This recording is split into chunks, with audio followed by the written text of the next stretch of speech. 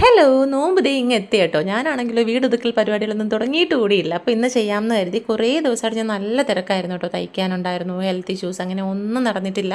നോമ്പ് പ്രമാണിച്ച് നമ്മൾ വീട് ഒന്ന് ഡീപ്പ് ക്ലീൻ ചെയ്യുമല്ലോ. ഞാൻ ഇതുവരെ ചെയ്തിട്ടില്ല കേട്ടോ. അങ്ങനെ ഇന്ന് ചെയ്യാമെന്ന് കരുതി. ഇക്ക ഉണ്ട് ഹെൽപ്പിന്. അങ്ങനെ വീട് വൃത്തിയാക്കാൻ തുടങ്ങിയിട്ടുണ്ട്. വലയടിക്കലും കാര്യങ്ങളും ഒക്കെ ഇക്ക തന്നെയാണ് ചെയ്തതെന്ന്. കിച്ചൺ മാത്രമായിരുന്നു കേട്ടോ എൻ്റെ ഏരിയ. അങ്ങനെ ലഞ്ചൊന്നും തയ്യാറാക്കിയിട്ടില്ല. എന്തെങ്കിലും തട്ടി കൂട്ടണം. മോളും ഉണ്ടായിരുന്നു ഇന്ന്. അങ്ങനെ പരിപാടികളൊക്കെ കാര്യമായിട്ട് നടക്കുന്നുണ്ടായിരുന്നു. ഇക്ക നല്ല രീതിക്ക് വീട് ക്ലീൻ ചെയ്ത് തുടച്ച് വൃത്തിയാക്കി തന്നിട്ടുണ്ട്.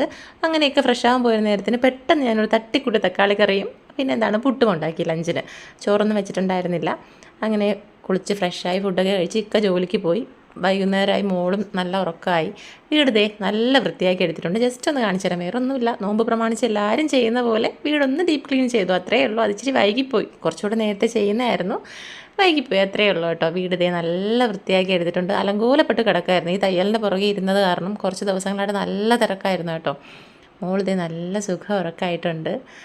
നല്ല ക്ഷീണം ഉണ്ടായിരുന്നു. അങ്ങനെ കിടന്ന് ഉറങ്ങുകയാണ്. അപ്പോൾ വീട് ഇങ്ങനെ നമ്മൾ നോമ്പിന് മുമ്പ് വൃത്തിയാക്കി എടുക്കുമ്പോൾ ഒരു ഫ്രഷ്നെസ്സാണ് അല്ലേ? അല്ലെങ്കിലും അതെ.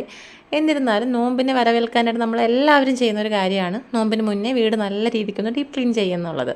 അപ്പോൾ ഞാനത് ചെയ്തിട്ടില്ലാത്ത കാരണം ഇത്രയും ദിവസം വിഷമത്തിലായിരുന്നു. അപ്പോൾ ഇന്ന് ആ വിഷമം ഒന്ന് മാറിക്കിട്ടി. അപ്പോൾ അതേ കിച്ചണൊക്കെ നല്ല വൃത്തിയാക്കി എടുത്തിട്ടുണ്ട്. ഇനി വേറെ വലിയ കാര്യപരിപാടികളൊന്നും ഇല്ല.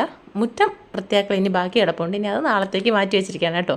അപ്പോൾ ഒരുപാട് നാളായി ഞാൻ വീഡിയോസ് ഇട്ടിട്ട് ആരും എന്നെ മറന്നിട്ടില്ല എന്ന് വിശ്വസിക്കുന്നു. ഓക്കേ.